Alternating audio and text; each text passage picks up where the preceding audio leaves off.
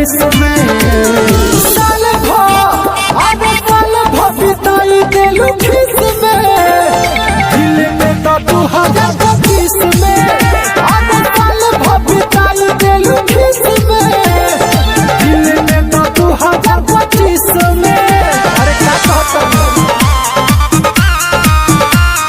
DJ Neeraj बाबू पहाड़पुर गद्यानी।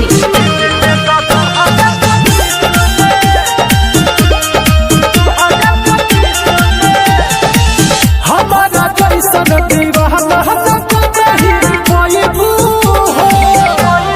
सुना कह देता पानी बाद में पड़ी पछताई हो नया साल में नया कोनो काज कर हो खुला खुली प्यार के आगाज कर हो और सुना देरी नहीं करोई जवनिया धन जाइए जानतीस में साल भर बिताई देलू खिस में दिल में तो 2025 में साल भर बिताई देलू खिस में दिल में तो 2025 में।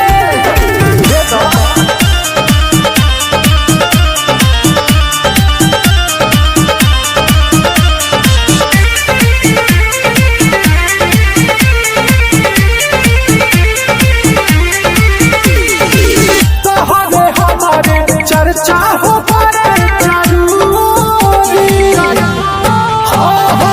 दिलवा लगा लो दीपक दीवाना से ये गोरी कबो नहीं सुना तू मायूस रहो हमारा से शादी करके खुश रहो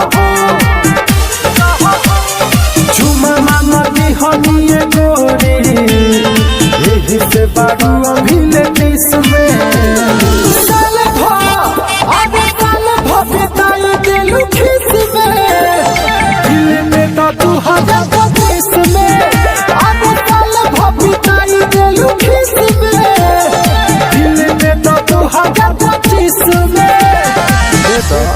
घट गई।